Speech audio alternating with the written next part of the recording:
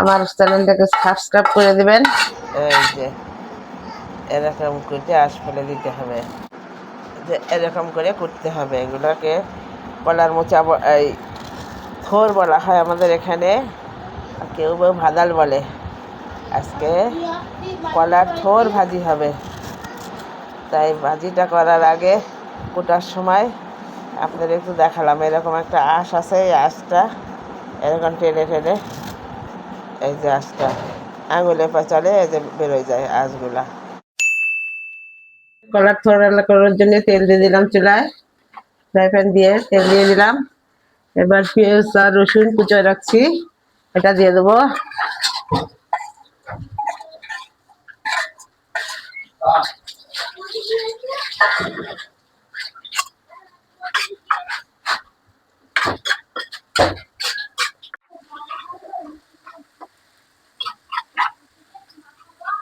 রসুন পেঁয়াজ ভাজা হয়ে গেছে, অল্প ভেজে নিয়ে এই যে ভর্তা করার জন্য ছোট ছোট চিংড়ি মাছ নিয়ে আসছিলাম। ওই চিংড়ি মাছটা হলুদ লবণ মাখায় রাখছিলাম।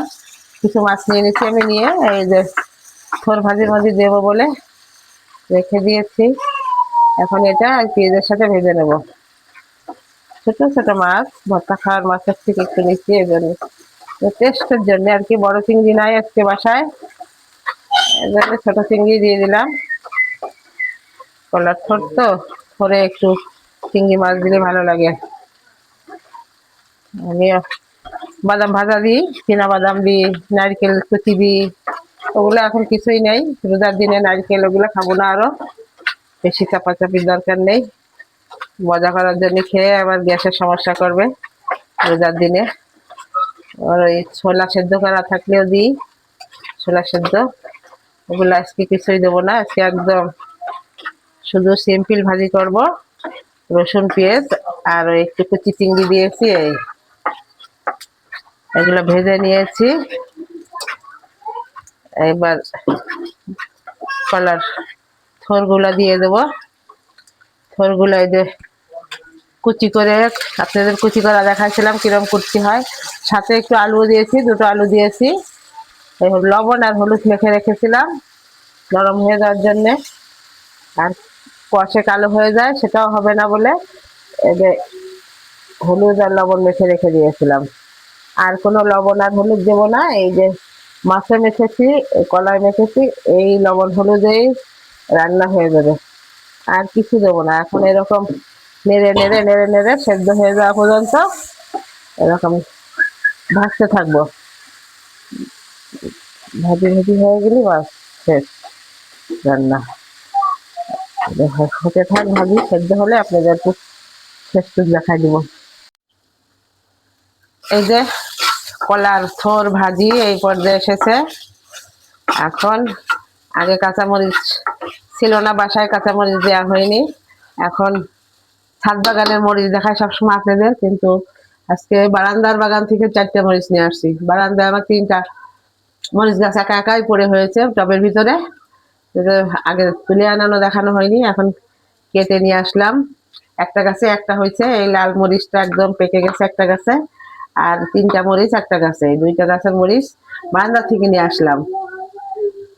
এবার ভাজির মধ্যে দিয়ে রান্না করব বারান্দার বাগানের মরিচ।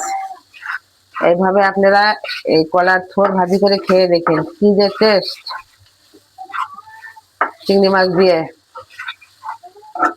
আরো তো ওই যে বাদাম নারকেল এগুলো দিলে আরো টেস্ট হবে ছোলা। ওগুলা কিছু দিন, তাও এই সিম্পল ভাজি তাও অনেক টেস্ট।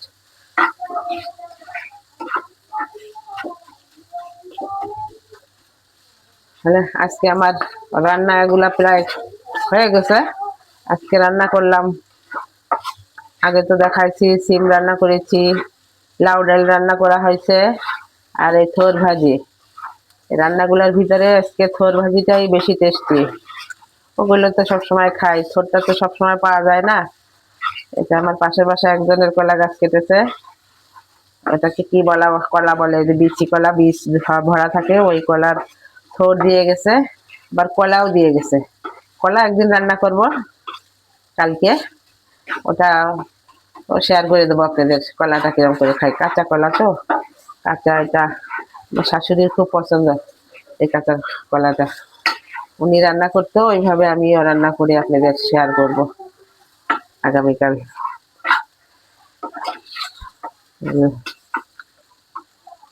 এই যে আজকে লাউ ডাল রান্না করছি, ওইটা রান্না করে আপনাদের দেখাইনি, করে রেখেছি, এটা দেখালাম। লাউ দিয়ে ডাল দিয়ে রান্না, মসুরির ডাল। ঝোলবাজি হয়ে গেছে, এই যে পরিবেশন পাত্রে পরিবেশন করে দিচ্ছি। সিম দিয়ে, রুই মাছ দিয়ে, আর কলার থোর। এই জন্য রুই মাছগুলো ভেজে নিব।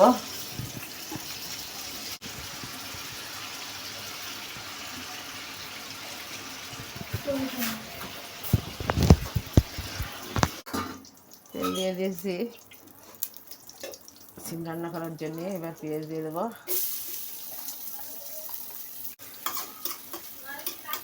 এই যে একটু রসুন বাটা দিয়ে দিলাম, পেঁয়াজ ভাজি হয়ে গেছে, লাল লাল হয়ে গেছে, এবার রসুন বাটা দিয়ে দিলাম।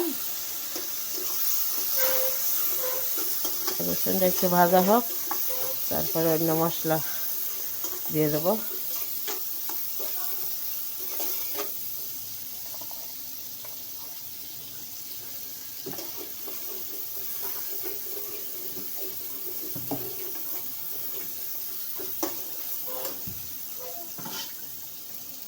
একটু পানি দিয়ে দিই, একটু পানি দিয়ে দিলাম। এবার গুঁড়া মশলা দিয়ে দেবো।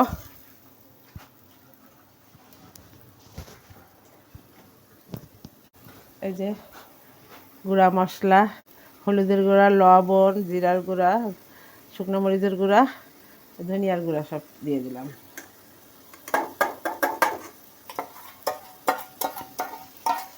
এবার মশলাটা ভালো করে কষিয়ে নেব।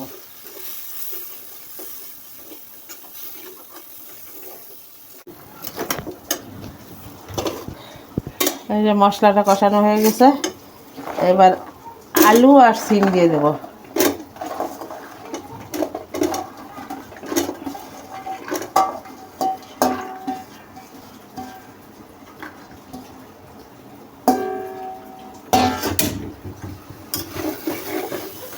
এবার এটা ভালো করে কষাবো, কষায় মাছ দিয়ে দেবো, ঝোলের পানি দেবো, তারপরে মাছ দেবো, হয়ে যাবে ফটফটে রান্না।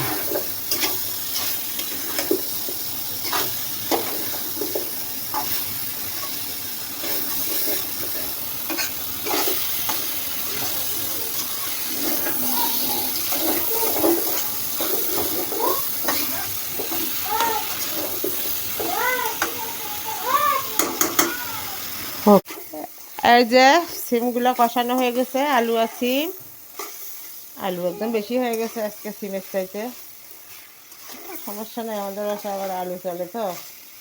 এবার ঝোলের পানি দিয়ে দেবো।